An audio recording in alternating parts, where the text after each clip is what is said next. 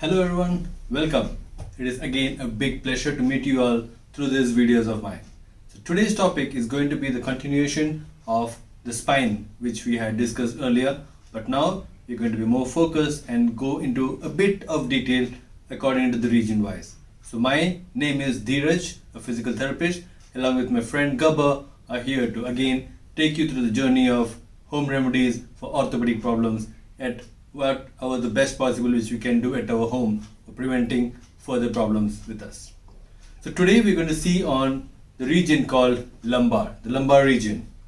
Lumbar region we had discussed in the last class that it is the area between the ribs and the pelvis. So this region which we are seeing here is called the lumbar region, and this is the region of the whole spine which has to take up the whole weight of our body.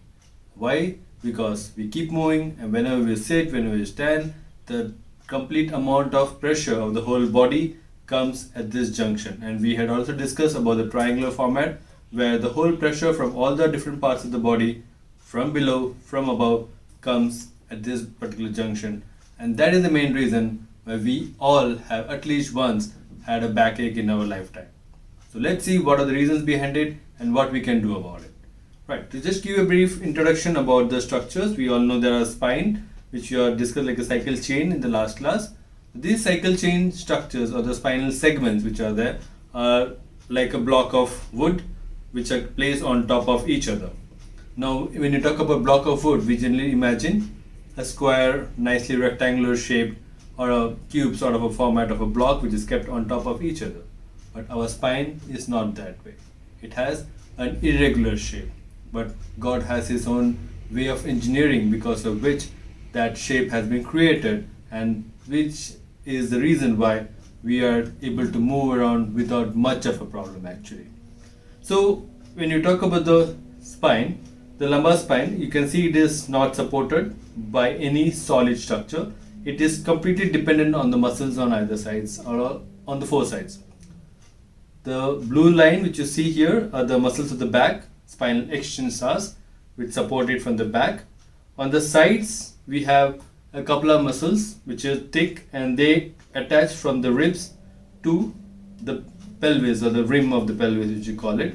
They're the quadratus lumborum, a very thick muscle. Then we have muscles which start right from here, goes up till your shoulders, and that is the reason pain in the shoulder could be linked to your back, or back pain can have pain in the shoulder. So these linkages is what a doctor should actually know so that he could be able to diagnose the problem correctly.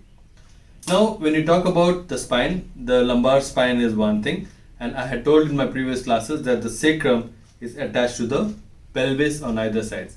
Let's have a closer look on this, and I will call upon my another friend Jack, who is going to be there with us to help us in detail. So this is Jack. He's going to help us with how is this linkage and give you a better idea about those. So as we had seen in this, now this is a bigger one. So the spinal segments you can see, of course there is no rib here, so I'll just keep this 1, 2, 3, 4, 5. The 5 are the lumbar vertebrae. So from here above the thoracic region, you can see how big and thick they are. So because of this thickness, you can see how thick the spinous process is. So because of this thickness, they are able to take up a lot of weight, and they can at the same time transfer the weight to various different structures above and below. So now if in case we come down, we look at this junction, the junction between the spinal segment, the sacrum, and both the pelvis. The pelvis and these two structures, when they unite together, cause the pelvis to move in unison, like they become a single unit. This particular joint is called the sacrum and the ilium joint, the sacroiliac joint, which is represented by the dimples. So you must have noticed at times that you don't have pain in the center, but you have pain in the dimple. That means it is not the spine which is causing the problem, it is this joint which is causing the problem. And most commonly it is this joint, if in case it is affected, that it can mimic a pain something similar to a sciatic nerve, because you can see here closely that these nerves which are passing here has to go through this region, and if the muscles of this part are tight, they could cause a compression of these nerves. Remember the piriformis syndrome which we have spoken about? Yes, So that is why this joint has to be free or has to be checked if in case we are doing an assessment for the spinal problems. Because if there is any restriction in this particular bone, or if this particular bone is not moving properly, you could have pains which is mimicking that of sciatic nerves. The other thing which you need to look at it is the structures at this region. For a male, it is mostly his bladder which could be problematic, but in case of a female, it could be the bladder, or it could be the uterus, or it could be in the ovaries, which could cause a lot of problems mimicking that of a sciatic nerve. Apart from that, it is the abdominal cavity which you have. How big is your abdominal cavity? Is it flat or is it out? If in case you have a bigger abdominal cavity, very likely chances that, as we have seen here, this and this has to compensate. If this comes out, then this becomes tight. And if in case this is becoming tight, it will put a lot of pressure on the back of your spine, which can cause erosion or which can cause compression of your nerves.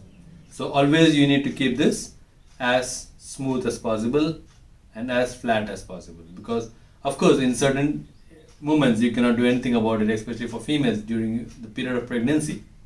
You cannot help it out, but after pregnancy, when you're done with your delivery, it is very important that you take care of this. Now you can see this space in between them. This is exactly how it becomes when you are not taking care of yourself after your pregnancy or after your delivery, because this has to be strong and united. If in case there is a gap in between and this space is not united, they're not strong enough, then very likely chances that this rope is not strong enough to hold your spine and can cause problems in the back. So always remember that these muscles on either side should be strong. Not only the side, front and back muscles, but also the side muscles. Because let us assume that you have some sort of a tightness here. If this particular string or rope here is tight, what will happen? Either it will pull it down or this will pull it up. So if any of these cases, this is going to get compressed. So if this is getting compressed, that means these muscles are tight. So when you're assessing or when you're checking at your problem, you need to see, are you able to stand straight, or are you tilting and standing, or is it like you're not able to straighten up because of the pain which is getting somewhere here. So these are a couple of things which you need to keep in mind. Apart from that, the next most important thing is your posture. How are you sitting? How are you standing? How are you lying down? What are the way in which you're sitting and driving your car? So what is the way in which you're walking? What kind of footwear are you wearing? What kind of tightness is there in your garments which you're wearing? So all these things are very important when you talk about the spine. It is not as simple as we are talking about the hip or the knee or the ankle, because there are a lot of structures here and there are a lot of interconnections between these structures which has to be differentially diagnosed for us to find out what exactly is the problem. To talk out in detail about the posture, this is not the right time. I would really suggest that you should wait for the next series of posture, ergonomics and exercise protocol which we're going to launch very soon by Dr. Ruchika, which is going to be a complete in-depth information for a person to identify what kind of problems he is facing, how he can modify his postural changes, or how he can make changes in his normal routine so that he doesn't have any spinal problems. So wait for that and don't miss that opportunity to grasp a value of that particular video which you're going to launch very soon. So third thing which I would like to lastly finish off is now if in case we have a problem in the spine, or especially the lumbar spine, what are we supposed to do? Most important part is what kind of injury are you feeling? As we had discussed earlier, if it's an acute injury, like you were trying to pick up something and you felt a jerk, or when you had a sort of road traffic accident, you fell down somewhere, or some sort of an injury which has happened, then the treatment is going to be different. But if in case the pain which you're experiencing is something which is like bits and pieces of pain, at times you have it in the morning, or when you get up from a seat after long working hours, or when you're moving around you feel the pain. That are the two different diagnosing properties which you'll have to remember. If in case it is an acute injury like a strain when you try to lift something or when you try to push something, you had a fall or met with an accident, then you should remember ice. That is the treatment for it. But if in case you feel some sort of a stiffness which is happening, then the option is again heating pads or heating bottles or whatever you can have for yourself. Timing is the same for both. If in case it's going to be heat, it's going to be 3 times a day, 10 minutes. If it's going to be ice or cold, it can be around 4 times a day for around 5 to 7 minutes. But apart from that, there's something which is very important, is the posture in which you're going to take rest. If in case you have a lot of pain in this region, that means there is tightness which you're feeling here. This has to be opened up. In my next video, I'll be giving you some positions or postures which you'll have to do it, so that you'll know which position you'll have to lie down to open up the spasm. If in case the problem is from the back, there is one position. If in case the problem is from the front, there's another position for that. So in my next video, I'll be giving a small clip of those positions in which you're supposed to lie down, along with the timing which is required for that. So with that, you'll have a better understanding about the problem which to be taken care of and how you're supposed to treat it. Right? So with this, I stop my video for the lumbar spine. In my next video, I'll see you with the thoracic spine, what are the common problems and how you can manage it. So till then, take care, stay safe, stay home, and take care of yourself. Thank you.